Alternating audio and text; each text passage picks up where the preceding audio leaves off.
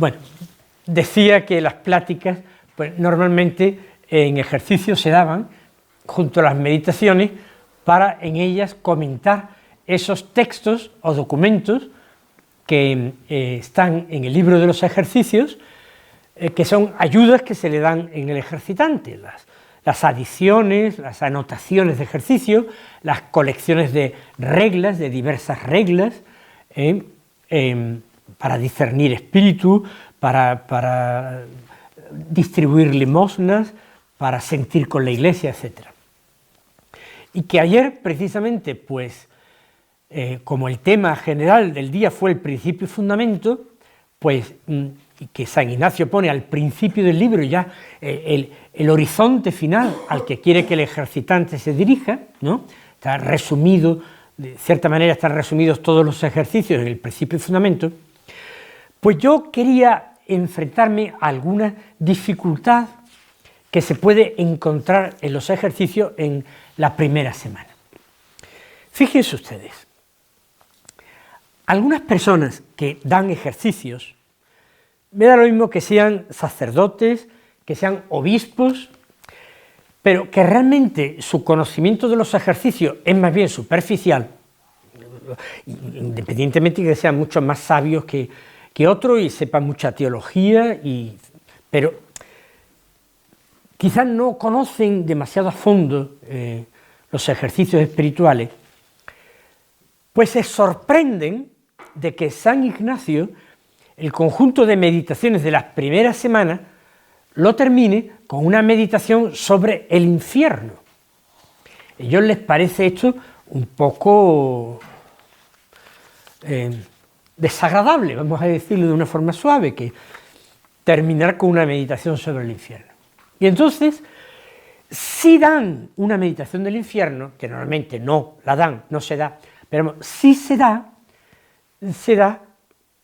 antes, después de unas meditaciones sobre el pecado, con mucho se da una meditación del infierno y terminan con una meditación sobre la misericordia de Dios. Y les parece pues todo esto un poco más teológicamente fundado, etc. Y más digerible, sobre todo por parte del ejercitante de nuestros tiempos, yo diría de nuestros tiempos y de todos, pero bueno, les parece más digerible y lo dan así. O sea, si hay que dar esta meditación, que puede ser más fuerte, más desagradable, terminarlo con una meditación sobre la misericordia. Y San Ignacio no lo hace así. E incluso en los comentarios en que él admite que se entreveren otras meditaciones, etc., él nunca coloca del final la meditación del infierno. ¿Por qué lo hace así San Ignacio? Pues por una sencilla razón. Porque todas y cada una de las meditaciones que él hace del pecado, incluida la meditación del infierno, todas ellas son meditaciones de la misericordia de Dios. No solo implícitamente, sino también explícitamente. Todas son meditaciones de la misericordia de Dios. En el primer ejercicio, pues expresamente se subraya como yo que merecería ser justamente condenado para siempre, sin embargo tengo que tener ese coloquio con Cristo que crucificado me muestra la maldad del pecado, pero que está crucificado para redimirme y me invita a un diálogo con confianza, no solo pidiendo perdón, sino dando gracias, dejando correr el afecto, comunicando las cosas, deseando consejos, pidiendo gracias. Son palabras de San Ignacio. En la siguiente meditación, pues ya verá, acabar con coloquio de misericordia, razonando, dando gracias a Dios, etcétera, etcétera. En el tercer ejercicio, que es repetición, pues es repetición de lo mismo, por tanto, idem de idem. Y en la meditación del infierno, pues termina el coloquio final agradeciéndole porque ha tenido siempre de mí tanta piedad y misericordia. y rezar un Padre Nuestro. Punto final. Y rezar un Padre Nuestro en que se invita de nuevo a recordar que somos hijos y que como hijos nos dirigimos a Dios llamándole Padre Nuestro. Todas las meditaciones en las que se detiene San Ignacio son meditaciones de la misericordia. Pero él va siguiendo el esquema, el desarrollo, el caminar propio del pecado. Y el caminar propio del pecado desemboca en la muerte. La muerte eterna termina en el infierno. Lo mismo que no hay una meditación específica sobre la conversión. Todas y cada una de las meditaciones invitan a la conversión. Y ya les he dicho al inicio de la meditación que San Ignacio no habla ni manda a pedir el perdón de los pecados. No hace falta, ya lo rezamos en el Padre Nuestro con que él termina sus meditaciones.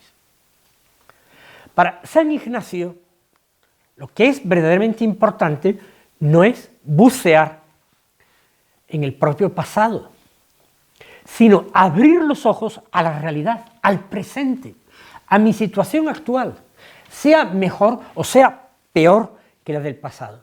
Pero el pasado no cuenta. El pasado no es, el pasado fue. Y eso lo cambia todo. Dios es, y basta, ¿verdad? Con la frase de Santa Clara. Dios es y basta. Pero el pasado no es. Carece de entidad para Dios, no es. Fue. Interesa el presente, por tanto, y la proyección de nuestro presente hacia el futuro. Por tanto, bucear en el pasado o pedir perdón por el pasado en las meditaciones de primera semana es muy secundario, y lo voy a ir subrayando así. Y a veces incluso puede ser contraproducente. En la siguiente meditación, la primera de la tarde, se lo haré ver. Pero el confrontar nuestro presente con la palabra de Dios es imprescindible. Y pedir gracia para el futuro también es absolutamente imprescindible. Porque si no, volveré yo sobre mis pasos. Esto no quiere decir ser totalmente ignorante de mi pasado, no. Pero que en ejercicios espirituales no debo centrarme en eso. Fuera de ejercicio, todo lo que ustedes quieran, como si quieren escribir su autobiografía, pues está muy bien, y céntrense en su pasado y en recordar, pero no es el momento, ejercicios. Entonces, les cuento una pequeña anécdota sucedida no hace tanto tiempo. Aunque yo me he jubilado ya en el CEU, después de 13 años en el CEU, pero sigo yendo, fijo, un día a la semana, para confesar 4 horas y media. 4 horas y media quiere decir 4 horas y media seguidas, no es decir, ahora viene uno, ahora estoy 15 minutos que me pongo a rezar el rosario o a leer, no, quiere decir 4 horas o 4 horas y media seguidas. El jueves fijo, y a veces me piden además otros días, y voy a veces miércoles, algunas veces viernes, además, pero el jueves no me tienen que llamar y decir nada, sino simplemente voy porque sé que tengo ese trabajo. Y me llaman también para celebrar misa. Para reuniones he dicho que no me llamen a ninguna, entonces eso he dicho yo, alguna ventaja tiene que tener la jubilación, ninguna, ni actos oficiales, ni presentaciones del libro, ni primeros puestos en la sinagoga. Quiero decir, primeros puestos porque tenía yo como patrón, primera fila en el salón de actos para cualquier acto, la primera fila, hay que estar en primera fila. Pues no. Entonces, para confesar, celebrar misa, sí. Para ayudar en las confirmaciones, en las primeras comuniones, sí. Fuera de eso, estoy jubilado. Entonces, me pasó con un alumno, es real, esta no es anécdota inventada ni chiste, ¿verdad? Es muy obvio, lo que voy a decir es muy obvio, seguramente ustedes, si fueran confesorios, estuvieran confesando, hubieran dicho lo mismo. Sería un chico, y no me acuerdo exactamente de qué curso era, porque yo confieso, pues eso, desde los 9 años hasta los 17 y 18, sobre todo, ese es mi margen. no era ni de los más pequeños ni tampoco era de 17 o 18 años. Vamos a poner que tuviese 14 años, vamos más o menos, un chico de 14 años, más o menos. Viene, se confiesa. Bien, yo procuro atender a toda la gente lo mejor posible, lo mejor que puedo y sé. Y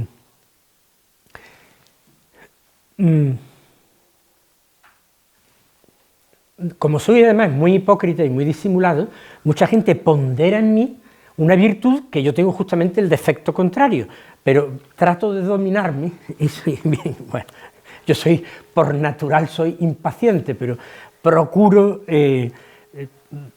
extremar la paciencia para que las personas no se sientan incómodas. Entonces, pues viene el chico y se confiesa y tal, y charlamos, siempre yo procuro que suelten los nervios, y les pregunto cómo van en los estudios y tal, y bueno, y ya cuando se sienten ya más cómodos, ya se animan, pues la confesión y alguna palabrita de consejo y la penitencia y la absolución, y se va el chico en cuestión a cumplir su penitencia y entra otro que está ya esperando en la puerta. Bien, entonces pasa con esto, entra otro chico, sería de su clase, y se pone allí para hacer su confesión y llaman a la puerta, o sin llamar a la puerta, ¡pum!, entra el anterior. ¿Qué pasa? Tengo que decir algo, vamos a ver si se ha olvidado de algo importante o grave. Le dije al otro, espera un momentito fuera, mientras a ver qué quiere, y me dice que es que he salido y se me ha olvidado ya la penitencia. Digo, vaya por Dios, que pronto te olvidas, ¿eh? Bueno, pero yo me contengo, y a lo mejor llevaba ya 3 horas confesando, 3 horas y media, yo me contengo y le digo humildemente, porque era verdad, y le digo humildemente, digo, oye, pues yo también, si no te acuerdas tú que eres el interesado, pues yo tampoco me acuerdo. Y dice, ¿qué hacemos? Dice, no te preocupes, le digo yo, se lo voy a preguntar al Señor. Está loco. Eso sí ya tenía truco, el que yo me olvidara, no, pero el que se lo voy a preguntar al Señor tenía un poco de truco, ¿no? Entonces yo me callé un momento, estaba así expectante, y le digo, oh, pues el Señor me dice lo mismo, que él tampoco se acuerda. Y dice, eso se lo ha inventado usted, eso se lo ha inventado usted. Y digo, mira, ¿tú crees o no crees? ¿Tú no crees que el Señor se ha olvidado de tus pecados? No es que te lo aprenda, es que se ha olvidado de ellos. ¿Cómo se va a olvidar de la penitencia que yo te he enviado? Si se ha olvidado de lo más gordo que son tus pecados. Se quedó así. Digo, bueno, quédate tranquilo, rezas un Padre Nuestro y ya está de penitencia. Vale, que pase tu compañero. Pues es eso, que el pasado no importa para Dios. El pasado no importa para Dios. El pasado no es, fue, y ya está. Por tanto, que no me preocupe tanto. Ahora, todas las meditaciones son meditaciones de la misericordia, todas. ¿Por qué? Porque yo puedo reconocer con mis luces naturales, con mi razón natural, con mi entendimiento, yo puedo reconocer fallos en mi vida, puedo reconocer errores, equivocaciones, fallos, pero solamente cuando me ilumina la luz de la misericordia, yo puedo descubrir qué es un pecado y reconocerme pecador. Si la luz de la misericordia, previa, enfocada sobre mí, si la luz de la misericordia previa, enfocada sobre mí, yo puedo reconocerme persona que falla, que se equivoca, pero no me puedo reconocer pecador. El pecado es otra realidad distinta, y si no es a la luz de Dios, yo no puedo entenderlo. Y eso se dice, y muchas veces, es que he fallado en esto. ¿Cómo que has fallado? Sí. Si has fallado, pues vea que te reparen, ¿no? Pero si has pecado, entonces ahora dímelo a mí, que soy el confesor, ¿no? Pero si has fallado, pues lo que te hace falta es una reparación, no la misericordia. No hemos conocido el amor que Dios nos tiene, ni hemos creído en Él. como se lamenta el apóstol. No conocemos el amor que Dios nos tiene, ni hemos creído en Él. Si lo conocemos y creemos en Él, entonces ya todo cambia. Entonces puedo decir, soy un pecador. En la parábola del fariseo y del publicano, el fariseo no ha recibido la luz de Dios. ¿No tiene nada que reprocharse? Tal vez. Tal vez no ha tenido ningún fallo en su cumplimiento de la ley de Dios. Sin embargo, ha olvidado lo fundamental. Fíjense la diferencia, ¿se acuerdan de la parábola, no? Del fariseo y del publicano? ¿Se acuerdan, no? Vale. Entonces, si se acuerdan, el publicano, a mí me despistaban mucho, hay un gran peligro, horrible peligro, terrible peligro, en las Biblias infantiles. Pero no porque el contenido sea malo, se trata de una adaptación a los niños. Pero yo me acuerdo de los libros de religión que yo tenía en mi infancia. Yo los primeros años, los primeros seis años de mi vida estudié con los maristas. Yo me acuerdo que los libros de su editorial pues estaban ilustrados, no como ahora los niños, ahora es muchísimo más hermosos, ¿no? Y tal, y a todo color. En mis tiempos ya con 2 colores íbamos, qué chuta, pues, y se representaban las cosas no como eran. Y esas imágenes, por desgracia, han durado ancladas en nuestras vidas durante muchísimo tiempo. Por ejemplo, yo qué sé, bueno, Noé y el arca, y veíamos Noé y el arca era un barquito muy bonito, y asomaba el cuello de la jirafa por encima, y nos hacía mucha gracia que, claro, la jirafa no cabe, y asoma el cuello, es literalmente así, no me estoy inventando nada, y el cuello de la jirafa y tal, y uno decía, oye, pues qué emocionante, pues me gustaría ir a un diluvio y hacer un paseo en barco por ahí, con la jirafa y con el león que nos muerde, y luego, pues yo qué sé, uno leía la parábola de la oveja perdida, no la leía porque te daban la versión de la parábola de la oveja perdida, y veía, y lo estoy viendo yo en mi imaginación ahora mismo, un precipicio con unas llagas, y la oveja allí, triscando por allí por los alrededores del precipicio, y el pastor que cuida, y todo eso es invento, ¿no? En el Evangelio no se habla de que la oveja estuviera en peligro, ni muchísimo menos. El pastor se la carga en los hombros, porque seguramente la oveja patalearía y no se dejaría conducir, la tiene que agarrar por las patas y cargársela en su hombro, y aunque la oveja no quiera, llevársela de vuelta al redil. Pero bueno, era otra cosa lo que se nos decía con las imágenes, ¿no? Como salvado del peligro, la pobre ovejita tan contenta. Bueno, pues en la parábola del fariseo y del publicano me acuerdo totalmente de la imagen de la editorial Edelvives, Luis Vives, que era el libro de los maristas. Se veían en la imagen 2 personajes, el primero de pie, el segundo de rodillas, así muy doblado, evidentemente el fariseo y el publicano. El fariseo, así, una actitud arrogante, altiva, muy bien, de pie, también lo dice el Evangelio, pero vestidos con unos ropajes así como muy suntuosos, o por lo menos a los niños nos parecía muy elegantemente vestido. Y el publicano, al fondo, pues se veía casi como un miserable harapiento, allí, doblado o inclinado profundamente, por supuesto de rodillas, con la mano en el pecho porque se golpeaba el pecho. Entonces sacamos esa conclusión, ¿no?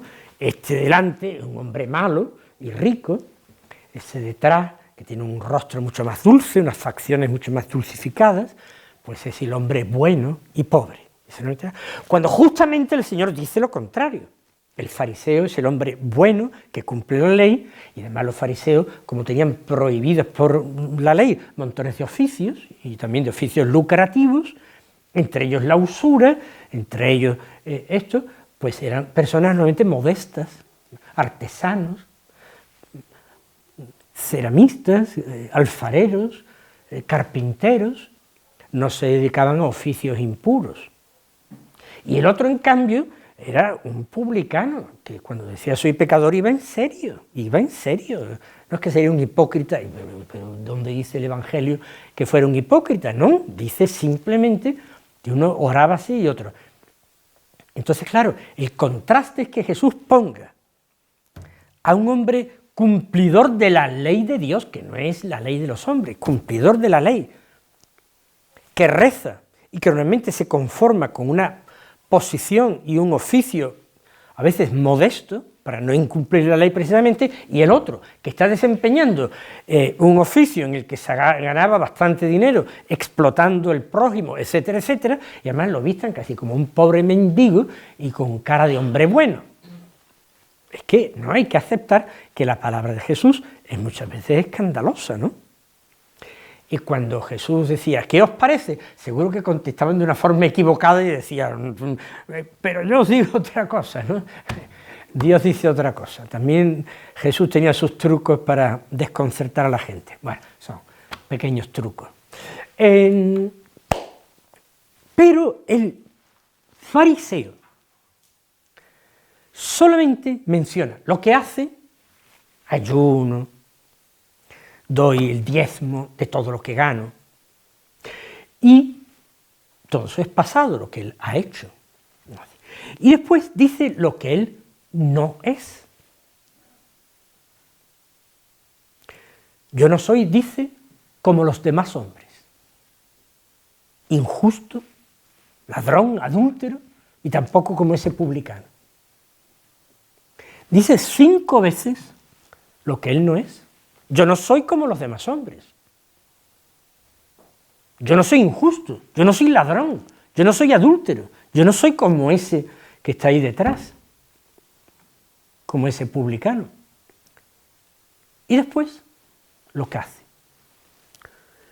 Y la oración del publicano, que es mucho más corta, en vez de decir 5 veces, ni siquiera una sola vez lo que él es, dice, perdón, lo que él no es, dice solamente una vez lo que él es. Soy un pecador. Y es verdad, y el otro hacía muchas obras buenas y cumplía la ley. Pero no sabía quién era él mismo. No recibía, porque se cerraba indudablemente, esa luz de Dios, esa luz de la misericordia, para entender que él era pecador. Por eso se presenta delante de Dios con un rostro que no es verdaderamente el suyo, porque después de decir 5 veces a Dios, no soy, Dios se puede decir, bueno, ¿y quién eres tú? Mientras que el otro no dice lo que yo no soy. Ni siquiera cuando dice soy hace una lista de las cosas que hace. Lo sabe Dios de sobra. Soy pecador. Pero tú ten misericordia. Y en esas brevísimas palabras está haciendo un acto de fe, de esperanza en Dios y de amor que solamente ha podido ser producido por la luz de Dios que le está iluminando. Por eso en estas meditaciones tenemos que tener mucho cuidado, porque los caminos para extraviarnos son bastante numerosos, bastante abundantes. Vamos a entrar en el tema del infierno. ¿Por qué resulta tan duro? Pues desde la antigüedad cristiana siempre se ha planteado la dureza de esta verdad de fe. Y los teólogos y padres de la Iglesia incluso han tratado de explicarla desde la razón de una manera convincente. Y se han ido dando distintas soluciones, algunas que la misma Iglesia ha terminado desentendiéndose de ellas, es decir, considerándolas un error contra la fe, una herejía. Otras, a mi juicio, insuficientes. Por ejemplo, la gran dificultad, la eternidad del infierno. Con la razón natural se puede entender que un castigo sea, la medida a tomar frente a un delito. Eso hasta la justicia humana lo entiende. Los delitos tienen acarreadas sus penas. Bien. Pero pensar en una pena que sea eterna, ¿cómo hacer compatible una pena y un sufrimiento eternos con una bondad que es infinita y con una misericordia que no tiene límites? ¿Cómo compatibilizar los dos extremos? Bueno, pues empieza un santo padre de la Iglesia, perdón, sin santo, un padre de la Iglesia, que no es santo, precisamente por esta opinión no fue canonizado ni reconocido como santo, porque fue una opinión que condenó la Iglesia. Orígenes, uno de los grandes, de los mayores, el fundador de la Escuela de Alejandría, una corriente de pensamiento vigorosísimo y fuertemente espiritual. Pero precisamente para paliar la dureza de esta idea de un infierno eterno, él plantea y defiende la doctrina de la apocatástasis. La apocatástasis quiere decir la restauración universal. Orígenes, a partir de esa convicción de que Dios es bondad infinita y misericordia sin límites, piensa que tras el juicio final, que existe infierno, sí, pero para él el infierno es temporal. Y tras el juicio final, la creación entera será restaurada. Y en la creación entera incluye a los ángeles. Claro, porque la Sagrada Escritura, la restauración, todo será restaurado, recapitulado en Cristo, pues él entiende que después de ese sufrimiento, en el juicio final, habrá una restauración de los condenados hasta ese momento, y él incluso llega a pensar con lógica hasta del diablo y de sus ángeles. Hay matices, yo lo he dicho de una forma muy simple, pero esta doctrina de la apocatástasis, de la restauración universal, es condenada por la Iglesia, es rechazada. Insisto, por eso, y algunas otras cosillas, Orígenes es un padre de la Iglesia, se estudia en la patrística, pero es el único que yo sepa que no es santo ni venerado como santo. Surgen correcciones a esta doctrina de Orígenes. Y hay algunos que defienden que al final, bueno, pues, no es que sean restaurados todos los condenados, sino que serán aniquilados. ¿Qué quiere decir aniquilados? Que dejarán de existir, serán descreados. El acto contrario a la creación, que es dar existencia desde la nada, pues la descreación, la aniquilación. Dejarán de ser, tanto los condenados como el diablo y sus ángeles. Siempre era una idea más misericordiosa que no pensar en una eternidad de castigo y sufrimiento horribles. Siempre era una idea más misericordiosa. Pero de nuevo, esta doctrina teológica fue condenada formalmente por la Iglesia como herejía.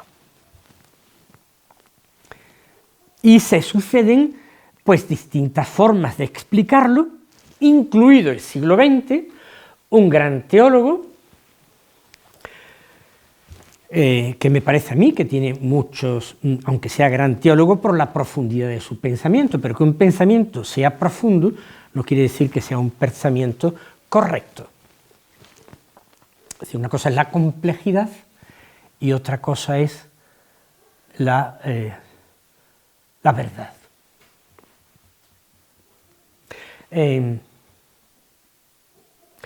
Como aquí por lo menos hay una filósofa, confesa, yo he dado algunas clases de filosofía, pero yo no soy filósofo, pero yo con mucha frecuencia empezaba un curso de filosofía con una frase de Julián Marías, que a mí me encantaba, y yo les decía, digo, voy a empezar con una frase de Julián Marías. La claridad es la cortesía del filósofo. Oiga, sea usted cortés y educado y hable con palabras que yo pueda entender. porque la filosofía tiene que ser para todo el mundo, no tiene que ser un arte extraño. La claridad tiene que ser la cortesía del filósofo. Bueno, pues Rahner en ese aspecto no era muy cortés, que digamos. Entonces, Rahner, en pleno siglo XX, propone una tesis que no está condenada por la Iglesia, no es herejía, pero a mí me parece de un absurdo infinito. Porque Rahner propone la idea de un infierno, pero un infierno que está vacío. Y él dice y argumenta, de una forma mucho más compleja de como yo estoy tratando de presentar la cuestión, pero en el fondo es eso lo que dice, que la Iglesia nunca ha definido que alguien se haya condenado y que por tanto podemos imaginarnos un infierno vacío. Bueno, se lo podrá usted imaginar, que tiene ese profundo pensamiento. Yo no me lo puedo imaginar un infierno vacío. Porque para mí el infierno no es la cámara de suplicios de Dios. Y por tanto, para mí existe infierno si hay alguien condenado. Y si no hay nadie condenado, para mí no existe infierno. Y como la Escritura no me habla de la creación, ni siquiera del pecado de los ángeles, de una forma directa, yo tengo que entender que el infierno no existe solamente para ángeles caídos, de los cuales habla la Escritura, sino que la Escritura nos habla del infierno a los hombres, no a los ángeles. Por tanto, tiene que haber algún hombre condenado. La misma palabra de Jesús a Judas, más le valiera no haber nacido, que hay peor que la no existencia. Peor que la no existencia que hay. Por tanto, para mí, si no hay ningún condenado, para mí no hay infierno.